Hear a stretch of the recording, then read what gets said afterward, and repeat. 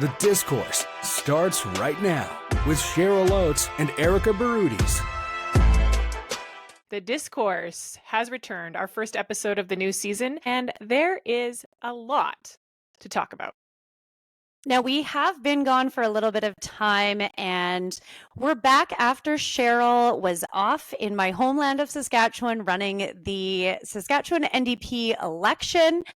Welcome back to Alberta. And we will be covering all of that, but as you mentioned, there's a lot going on. So we'll cover the US election off the top, talk about the UCP AGM, Danielle Smith's 91.5% means for not only the party, but the rest of the province over the next 3 years. And I can't go an episode without asking where my good friend Naheed Nenshi is and why it still seems like it's Rachel Notley's party. Yeah, so where do we want to kick off, Cheryl?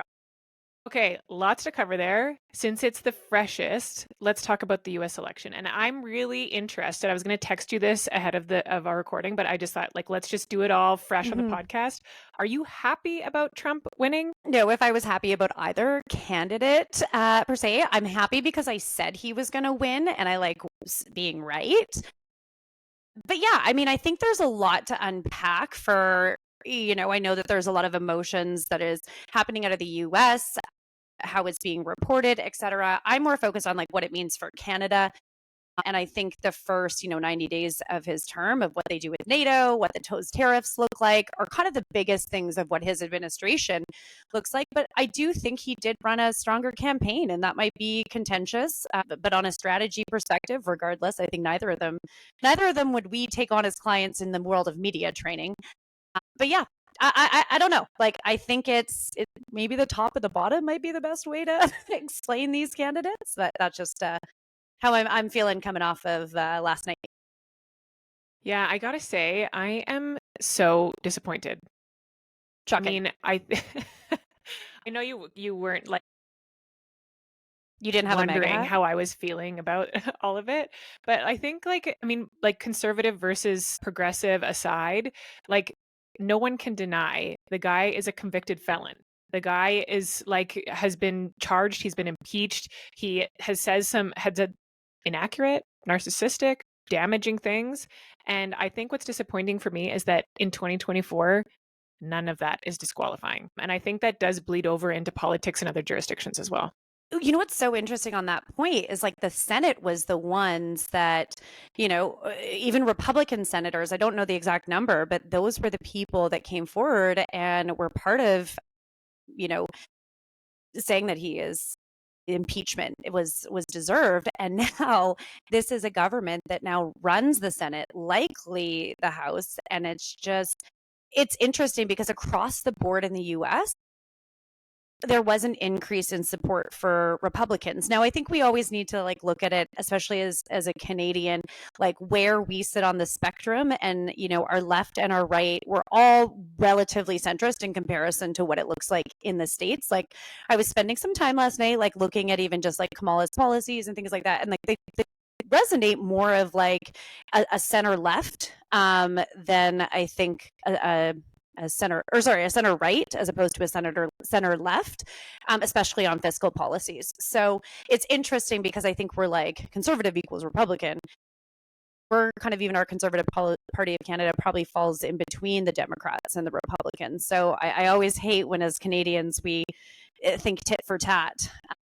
But yeah, it's definitely something that I think people had to be prepared for, and it will be telling of what that means, especially for Canada. I see some opportunity within our energy sector. I see opportunities for some more economic partnerships. But again, those policies will be released later. Yeah, the problem is that so much of that is unknown.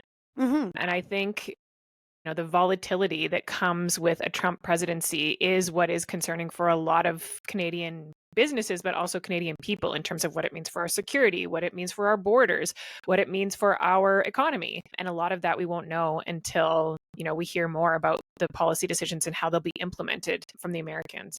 I think the other thing that I find wild here is, in 2016, when Trump was first elected, there was a lot of unknowns about him, like as a person and as a candidate, and what he would mean, like as a president of the United States.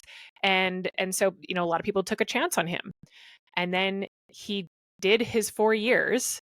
He, got sent out for another 4 years, and he came back as a known quantity. Like, people know what they're getting this time. They know what he stands for. It's not like they're taking a risk with him. They are choosing him. They chose him, which to the me, party given chose him as the best. It's interesting, and I don't know what that says about the process in the U.S. or what matters in being a leader within a nation, because you're clearly looking by, and I think both candidates had significant flaws. That's like obviously I think more highlighted than the other, but that the fact that like these are the best people to run for this country is an interesting thing. But again, like I think where I was like, Trump has it, is how he campaigned in Pennsylvania when Kamala Harris went. And I think I can understand her strategy of going to the Capitol, but she was winning Washington. So it was like these campaign strategies where I think getting into the dissection, he's 76 years old and campaigned nonstop, did 50 rallies in 50 days plus all that. Like, I'm like, whew, like there's some commendable campaign tactics and just sheer energy. I would want a few days off, but at least they get to not be president for a little bit, get maybe some R&R, but it's pretty crazy. Like and I think on the environment of what the American people are wanting in a leader, or what qualities or characteristics, again, I don't think that both of them make the best, I guess, like spokesperson for south of us. And one perhaps less than the other. And yet here we are. I think Kamala Harris was a fine representative of the Democrats. I think she was a fine representative of women. I think she was a fine representative of ethnic minorities. And I think she had a lot of...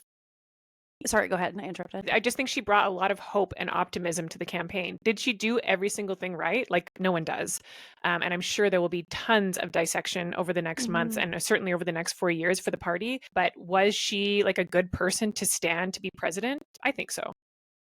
I mean, in comparison to Joe Biden, and in comparison to Donald Trump, like, I still don't think she was a great candidate. Like, again, when she's asked why by many outlets, why didn't you do that in your 3.5 years? And she's like, didn't really have an answer. I just don't think she's strong on policy. I think, she does have those ticks of first female president, ethnically diverse, all of that. But like the Latino vote didn't vote for her. There was significant support for the Black community for Donald Trump. Like, I think that she maybe was leveraging on some of those characteristics and didn't focus on maybe getting the message out as radical or shooting from the hip as Donald Trump's message was. Yeah.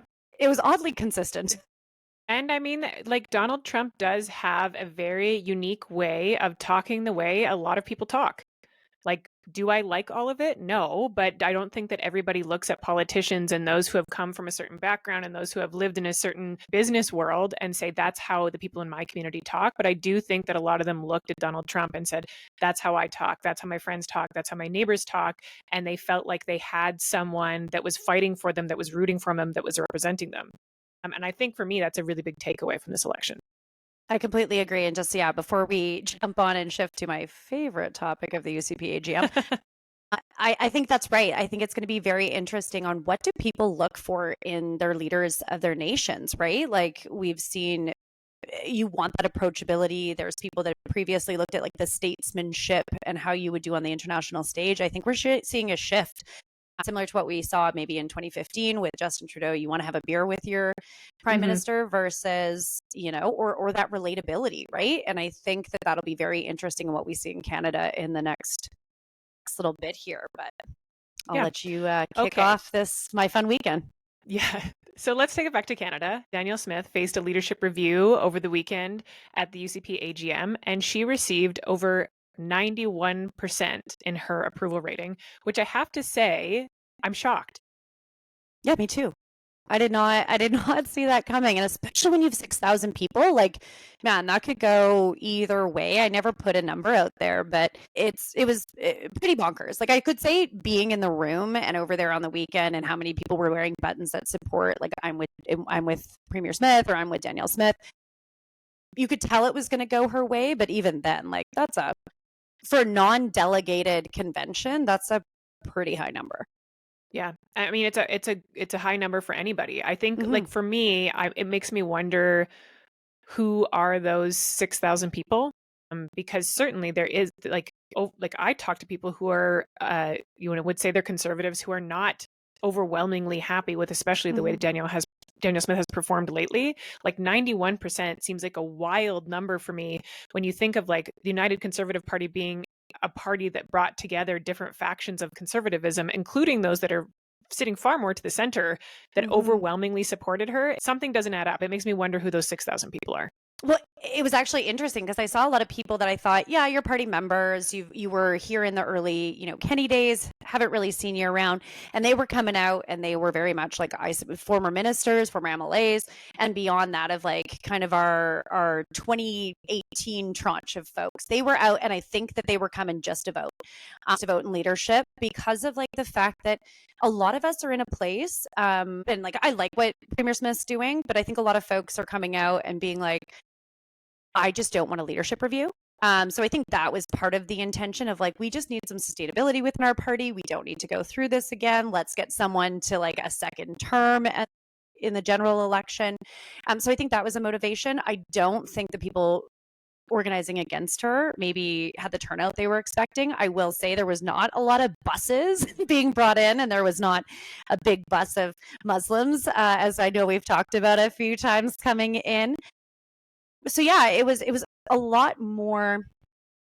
And then there was also a lot of, I think, new party members, whether it was the people that kind of came out the last year under Premier Smith, under her leadership, or just more people getting engaged in the political process. I didn't know a lot of the folks. I ran into, a lot of kind of the older guard of our movement, but there was definitely, and I think based on some of the policy, a lot of new people that don't understand how policy works, don't understand the difference of party and government, which is, I think, my big takeaway from the AGM is like, this is a party event, not a government event. And that was like where, as I told you, I left and came back home on Saturday because I was like peopled out. That's too many people for me. And it's either I'm getting too old and don't like hanging out and socializing or having small talk as much as I used to, but it was really tiring because there was just so many people. So I can only imagine And how Premier hugs, your Smith, yeah, favorite. oh my gosh, I know, I hugged so many people. I was Okay, like so you say embracing. there's like a confusion between whether this is a government event or whether this is a party event, but I can see why people are confused because in my mind the two are getting pretty muddied as well. So in the lead up to this AGM, Danielle Smith made absolutely no secret about bringing in government policies, so legislation that specifically catered to the right flank of her party. And a lot of them were pieces that were brought forward in the AGM last year. So she brought in legislation limiting access to healthcare for transgender kids. That was at the AGM last year. She inserted herself and the provincial authority into professional associations on behalf of right-wing darling Jordan Peterson. That I'm sure is at the behest of the right-wing faction of the party. She brought in a Bill of Rights that coincidentally lines up very, very close to the Bill of Rights that was asked for at the AGM last year. So I think if you look at, what was put forward at the AGM and what she is currently doing as premier, it is, I mean, I kind of see why people are not understanding the difference here. She is following through, and don't get me wrong, there's lots of policy that is introduced at party conventions that doesn't get passed into legislation, but that's not the case here. Danielle Smith is following through with the stuff that comes through at the AGM. Yeah, and I know we're going to dedicate like future episodes a little bit more to some of these policies that we've tabled because I'm sure we could make an episode out of each of those bills that you talked about. I will point out though that like the Bill of Rights was something that a leadership campaign promised, and it just became, I think, less focused on the COVID vaccine piece of it that she campaigned on, or no mandatory vaccinations. I do think that that one like was kind of coming to fruition. I will say there was a piece where folks don't think it goes far enough. So to say that you're completely catering to quote unquote the base on that, I think it was coming forward. Parental rights she talked about before. but it did get that standing applause last year. I mean, there's some pieces, I think on the economy, there wasn't a lot of pieces because you don't usually touch policies that are working. So on more of the like fiscal and economic side of things, we didn't see a lot of policies. But to be honest, like half of them, I'm like, thank goodness this isn't binding because they're you know, they're poorly written, they're not in the right jurisdiction. Like half of them can just be vetoed because of like pure technicalities, and maybe that was the strategy. But there was just some that I was like, this isn't like what I believe our party should be focused on, unfortunately. My favorite policy was the one put forward asking for the UCP to ban union donations to political parties, which the NDP did in 2015 as Bill 1 of the government. So that's fun. Well, I'm also in like the Constitution. I think that there's just like, again, not the people that have been necessarily like in the trenches or been door knocking or working on campaigns. And again, I just think that our party could do a little bit better. And I filled out my little survey and feedback about like being clear about what party policy is and training people about how a CA works and things like that, that we have so many new members. I would have loved to see some focus on that. But obviously, like I think a leadership review distracts from kind of that regular training and connection that you would see. So I'm just glad this one's over. I mean, every party though, every party leader has to keep their members happy. That is just part of the job. But in this case, like Danielle Smith has always said, I mean, you have always said that Take Back Alberta, or whatever they're calling themselves now, the organized right flank of the party, does not control the UCP and does not control the government. But in this case, like transparently, very obviously, Danielle Smith rolled out a whole bunch of legislation that was clearly put in place so that she could win this leadership. And if that's not the right flank controlling the moves of the government, I don't know what is. I mean, I don't think they did. If they would have, she wouldn't have got 91.5 because the right flank, the Take Back World, you know, it was part of, I think, that group that was like the Bill of Rights doesn't go far enough, or that we got to pass all of these types of policies. Like I would say that this AGM actually reassured me that they're more irrelevant than they claim to be. And I just hope that this is the last AGM of this kind. And I think it is because of a leadership review. Like, again, some of these policies, when we shift to talk about what we want to see, I want to see a lot of like fiscal conservatism. Like that's where I hope Danielle Smith takes it.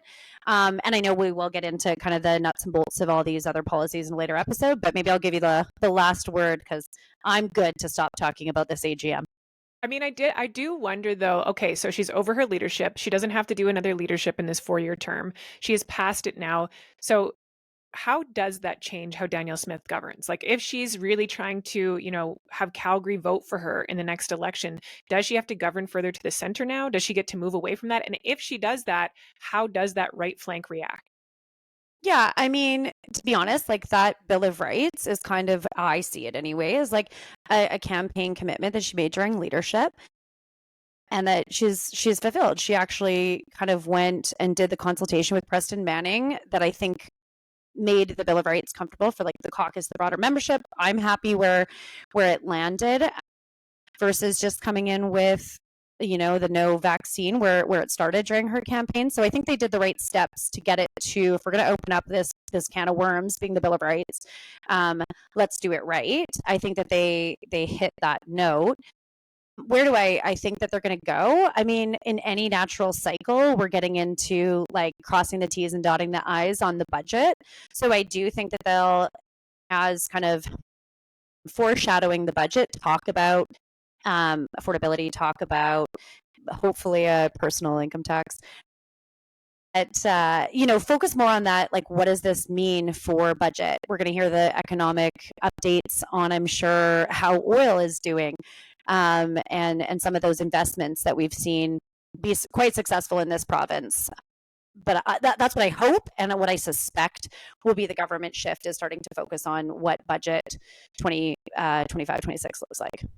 Well, I mean, I hope that too, because Danielle Smith ran on a very, very, very different agenda than what she has currently implemented. Like, I can't imagine if Danielle Smith had run on rolling back rights for transgender kids, of blowing up the whole healthcare system, of no tax cut. She did run on that. Bill of Rights. She ran on a tax cut that she hasn't delivered. I mean, if she was Yeah. transparent about what her agenda was, which is not implementing a tax cut, if she was transparent about blowing up the whole healthcare system, if she was transparent about putting the priorities of her party ahead of the province, I don't think people would have voted for her.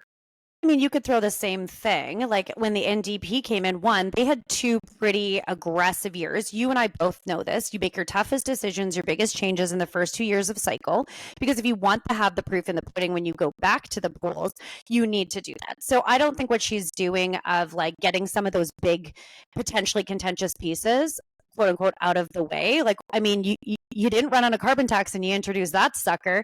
And so, and it's like lessons learned. You can say like, we wouldn't have done that now in hindsight. But I do think it's fair to say like, not everything that's in an election cycle. She did campaign on blowing up AHS. That was literally part of her thing. It was like Sovereignty Act, blowing up AHS, firing the board or whatever the term was that she was doing. Didn't campaign on blowing up AHS. She campaigned on making healthcare better. But she also said what I would do is to fire the board. She said that in her leadership, and she campaigned on the Bill of Rights. Further than firing the board.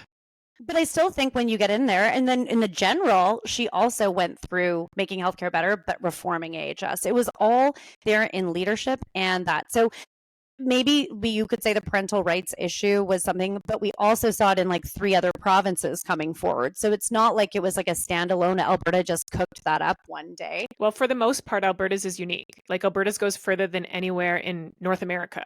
So yeah, it's not just borrowing from neighboring provinces. Well, I think that south of the border, you might see some of that. We've seen the scale back all over Europe to move more towards that type of policy as they previously had ours. So I know, like, and that's the one that she didn't campaign on, and I'll say that. But it's also an issue that sometimes. Well, go look at her leadership campaign. Go look at the general election platform, the general election, and the platform. Though I don't think this is what most Albertans thought they were getting when they elected Danielle Smith.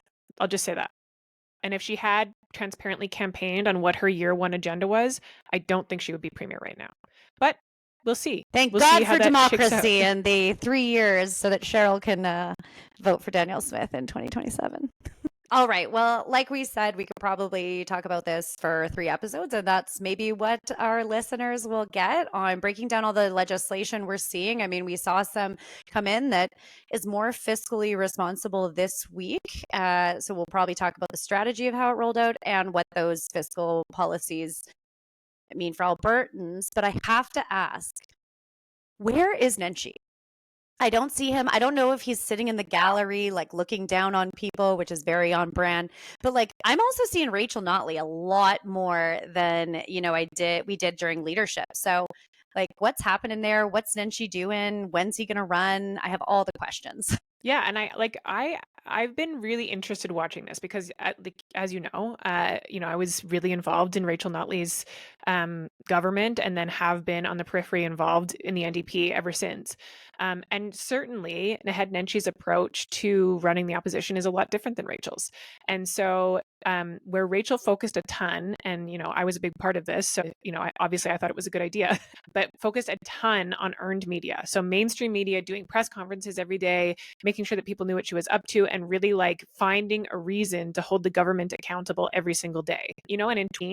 And in the lead up to the 2015 election, that worked really well. And basically what Naheed Nenshi has said coming into this party is, I don't think the eyeballs are on mainstream media anymore, which, if you work in this industry and you work in political campaigns, it would be really hard to argue with that. The eyeballs are not on mainstream media anymore, not in the way that they were a decade ago. And so Naheed Nenshi is really spending his time communicating with people directly rather than use the medium of waiting for a reporter to tell your story. He's going directly to them. And the UCP shouldn't be unfamiliar with this, because this has been how the UCP has been communicating with its members and with its supporters since its inception. And so rather than do a press conference a day and rather than find a reason to hammer the government every day, he's positioning himself as a government in waiting and basically reacting when there's something to react to and going directly to people rather than waiting for the media. Not to say, earned media is dead, but certainly it plays a different role now than it did a decade ago. But I think that is a fair comment. I think the difference is that every MLA and the leader, when they're in the House, has that opportunity every single day, at least to talk to mainstream. Like you can say it's dead, but you should still be leveraging that outlet. There's a press For sure. gallery for a reason. So it's interesting because I would think he would try and get a scrum because he's not getting sound bites in the House because he's not elected. But he is. I mean, he's doing ins every single day. He doesn't have a seat in the House, but ins, for anyone who hasn't stood in the legislature, the press gallery stands outside the entrance to the legislature every day before question period, and every elected person walks through it. It's called ins, and the media asks their questions. And despite the fact that Naheed doesn't actually have to enter the House, he's still doing ins every single day. But I'm just not seeing it maybe get the same traction. And I mean, you're right. He's like hanging out, and does he sit in the gallery, like looking down on everyone? He is sitting in the gallery, and I also asked this question because I'm like, what is he doing? And I thought the answer was really interesting. Like, you have to think Naheed Nenshi is coming from municipal politics. And so he really understands how a city council works. He really understands what the job of mayor is.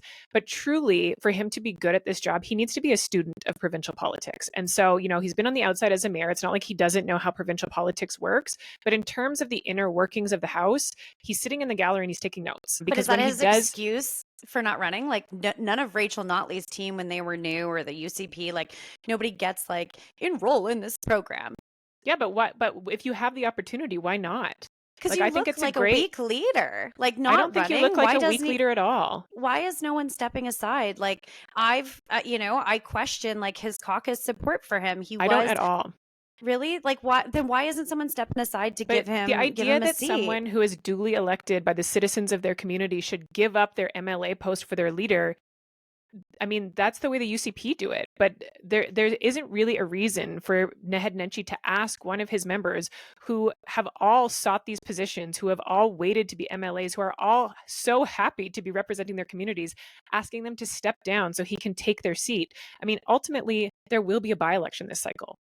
I don't know if there's ever been a cycle without a by-election. He'll get a shot at a seat. There is one, and he had an opportunity to run in Lethbridge. Like, but to me, Lethbridge is like, I'm from Lethbridge, and I know Lethbridge wants someone from Lethbridge representing them. And so I think that's fair for him to say, like, I'm going to let someone from Lethbridge, especially someone who has built up his own profile, who has run and been unsuccessful, who has been on city council. I'm going to let him take a shot at that and not take that away from him. I think that's totally fine. And I think that's a good move from Naheed Nenshi. I just feel like, one, it's really hard. One, I think the dynamic of having your leader still be there, like even if, and she's like powerful, like you cannot ignore the gravitas that like Rachel Notley brings when she's in the legislature, because she to some degree is like playing party leader right now, because she is carrying, because she has so much institutional knowledge. Like Jason Kenney, Alison Redford, they both like were very backseat, not really talking in the House, didn't ask questions, sometimes didn't show up, because of trying not to have that spotlight on them. Like I also don't get that dynamic of, and I know Rachel's a strong personality, but like her not also being a little bit more quiet to allow Naheed to take that lead. So to me, it's just like a weird dance between the two of them. And again, I'm not behind the scenes. I just think like he didn't run. When is he going to run? Is he only waiting for Calgary? Like there's just so many like what ifs. I know, but Danielle Smith, when she became Wild Rose leader, waited almost 3 years to seek a seat in the House. So like the other side saying Naheed Nenshi should run, why hasn't someone stepped aside? Why isn't he running now? Like it seems a little bit weird. Like we're forgetting like pretty recent history when Danielle Smith herself did this, was leader of the party, and did not seek a seat in the House for over 900 days. I just haven't heard a good reason. That's all. Like if he came out and there's not a good reason for anyone to step aside. Like, why would we ask someone to step down from a position? No one wants to retire. No one wants to get, position themselves differently. Like, how can no caucus member? I mean, Joe Cece's name's come up. I've heard it's off the table. That's like all this speculation was pre-leadership vote. But no one's like, Naheed's not asking someone to step down for him. I don't think people ask as much as they're like, I would like you to have a seat to represent us as leader. So but this is I don't a team, and every single one of those people earned their spots. Naheed's not losing anything. Captain? But he is captain. and he doesn't need a seat in the House to be captain. The team has embraced him as their captain, and that's all that they need. And eventually a seat will come open. They always do. There's no reason to push someone out. You know what that does for morale in a team? If you say you earned your spot, you're good at your spot, but I want you to get out of here for my sake, that does nothing for team morale. So for From him my saying, experience, like, it we're a hasn't. team, we're Go a ahead. team, and I'm going to wait for a by-election to join you in the legislature. And until then, I'm going to be right there with you. Yeah, but I also think as a team player, you could step aside. You saw that happen in Calgary Lougheed. I don't think that was any type of a push out. I know when Michaela Fry stepped aside, it wasn't push out. It was like I know, a step up. Like, that's the UCP. Like, who cares what you guys do? Me, I do. Yeah, but you can't say because we did it, the NDP should do it. Yeah, Like, I just think everybody in I the just NDP think is it's just weird fine with when this. I just think it's weird when a by-election and an opportunity, like he's chomping at, I would think he's chomping at the bit to go toe to toe with Danielle Smith and stand up and be in the House for his party. We all know that elections are not won and lost in the legislature. Yeah, but I still think there's leadership many ways. is. No, but he is, like, I mean, he's just been overwhelmingly elected as the leader. The caucus has embraced him as the leader. He's right there in the House, planning the strategy, doing the ins, sitting in the gallery. Like, no one on that team is saying this guy's not our leader. Okay, but why does Rachel have such a predominant spot? Because she's Rachel. Is she done? Like, is she going to step down? Is she running in the next election? I mean, she's always like so secretive, and even if I'm sure you won't release it. No, I don't know. But I don't know what she's doing. I think I thought she'd step down, and not to say he'd run in Strathcona, but like I thought she'd just step down natural succession. I think Alison Redford. I mean, she still got to Alison Redford. I think was 6 months. Kenny was about the same. One done way quieter than the other, but yeah, I don't know. It just interesting to see her because again, like I tie the NDP so much to her brand that it's like, is that helping Naheed? Is it not? Is she? I'm assuming Erika, she's not no one's watching Question Period. No one. Yeah, I watch except clips. you. I actually don't watch it that often. I just think it's an interesting dynamic. We'll call it interesting. I won't say weird. I just think when you have this strong former brand of the NDP, I would just think that Naheed Nenshi was like chomping at the bit to be in that House, to be able to like even bring forward motions that are important to him, do member statements, things like that are just he'll can then say he's hearing. Yeah, he'll get his chance. No rush. In 2 years, like 3. What do you think? Well, I mean, he'll get there. Inevitably, there will be a by-election. General, though. Okay, but like, do you know something I don't know? Is that why you say inevitably? No, I just think like can you remember a 4-year cycle that there was no by-election? Like inevitably there will be an opportunity. Do you know where maybe? No. I'm just saying like based on like history, just us of every 4-year period ever, someone always steps down for whatever reason. It doesn't have to be a New Democrat. It could be a UCP member. Yep. So when that especially happens, as we get closer to an election, I just still scratch my head a little bit. But I scratch my head at a lot of things Naheed Nenshi does. Except that time he made the right decision to come on our podcast. Anyways. Okay, well, let's switch gears. Hop over a province. Sask election. You've had enough time to decompress. What do you think? I don't think so. I don't think it's even hit yet. In like a month, you'll be like, I'm exhausted. Yeah, break it down. Like for our listeners that maybe don't follow Sask elections, the Scott Moe had a very close call, losing a bunch of seats in the urban centers of Regina and Saskatoon, with Carla Beck being the MLA for the area in which I grew up in. Lakeview. My mom for sure voted for her. Love that. If I still live there, I'd cancel it out. But yeah, so maybe give us, like, you were running the campaign, you've fell in love with Regina, you miss it already. I did. I know I did. Yeah. I really did. It's awesome. Like, anyone that goes there, go to the Copper Kettle. It was my godfather's restaurant, and it's the best pizza. Oh, I did go there a lot. Number 23, spinach and feta. Like, first, I will just say I really did fall in love with Saskatchewan. Like, I think Saskatchewan gets a bad rap, like not just from outside, but, Saskatchewan likes to poke fun at itself. And yes, the highways are flat, just like Alberta's. And yes, the cities are smaller, as our highways but either. Truthfully, the people are amazing. And like the kind of place where you meet someone and you're instantly friends and you've instantly built a relationship and they're going to check on you and you're going to have coffee together. And I just really appreciate that. And I think that is Saskatchewan's finest commodity, and just really enjoyed my time there and really enjoyed, 5.5 straight weeks in Regina, not to mention the 2 years going in and out before that. But it was a good time. And unfortunately, we didn't win the election. We fell 4 seats short, but I am so, so proud of the campaign. Like, I really do. I look back and, there's always lessons to be learned from campaigns, but I really do think we did a lot of things right. We were really driven by data. We had a real narrative. We allowed ourselves to hope. And most of that is, credit to Carla Beck, who, it's easy to say, like, let's just have an awesome growth election and we're going to double our seats and we're going to have the biggest opposition that Saskatchewan has had in a long time, and then just do a victory lap when you achieve that. But we decided to just go for the whole thing and say, like, there is a path here. It's narrow and we're going to go for it. And we're going to allow ourselves to hope and say that we can do it. And the only chance you possibly have at pulling that off is putting yourself in that position where you could say that that's what you're aiming for and fall short of it. And then, of course, people are going to be disappointed. And that's the situation that we find ourselves in. And I'm okay with that, because I do think we achieved some really big things in Saskatchewan. And we really raised healthcare to an issue that will be very hard for the government to ignore. The caucus is going into this next session renewed, invigorated, full of energy, which I know for certain the Sask Party is not feeling right now. And I don't think anybody, on October 29th woke up from the Sask Party side and said, man, we ran a really good campaign. Because despite the fact that they won, they did not run a good campaign.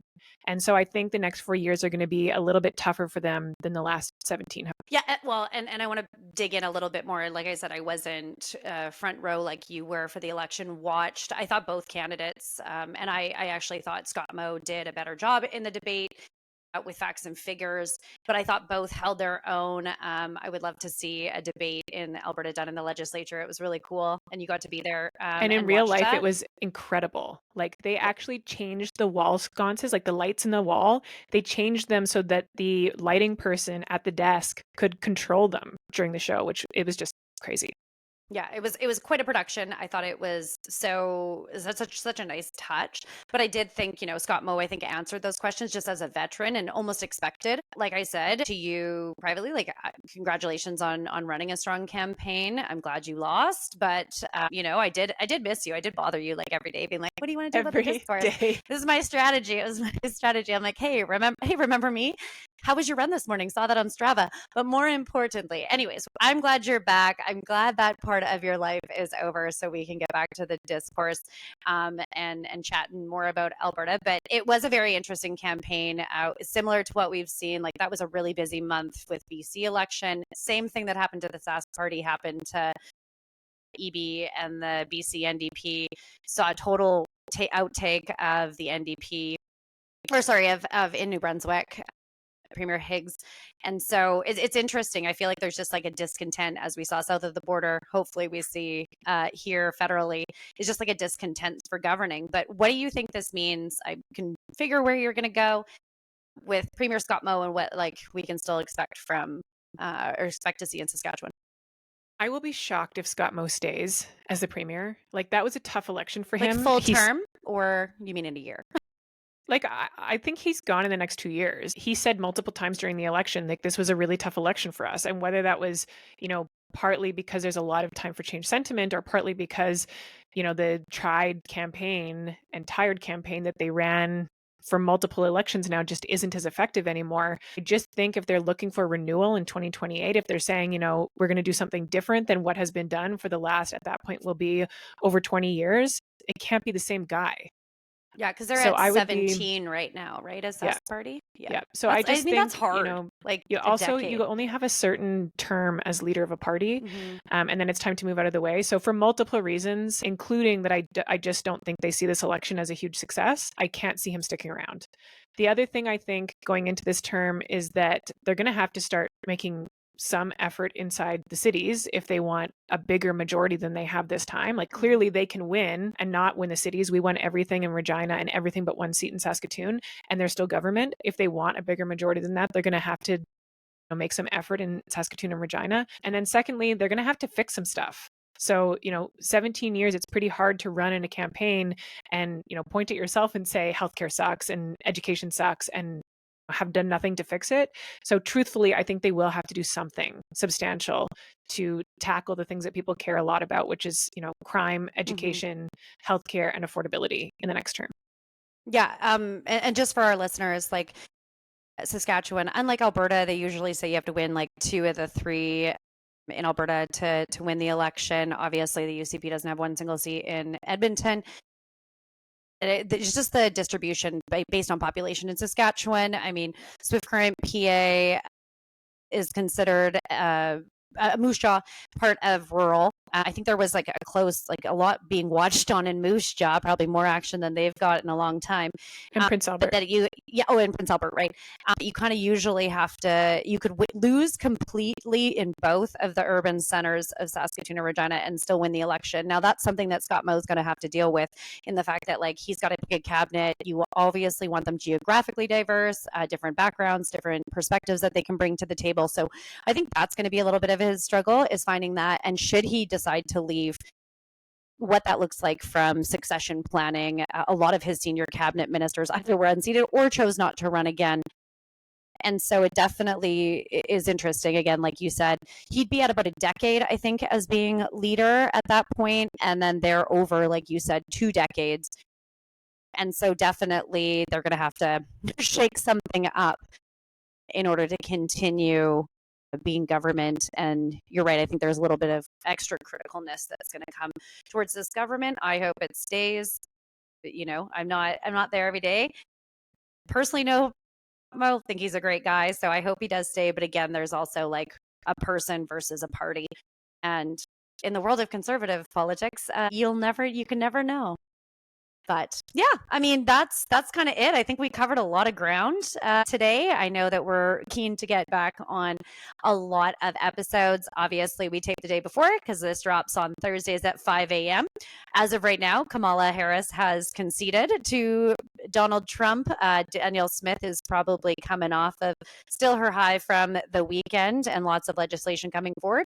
And we'll see what happens in Saskatchewan. So as said, we drop every Thursday at 5 a.m. going forward now that Cheryl's back. And please don't forget to like and subscribe to our show on YouTube and wherever you get your podcasts.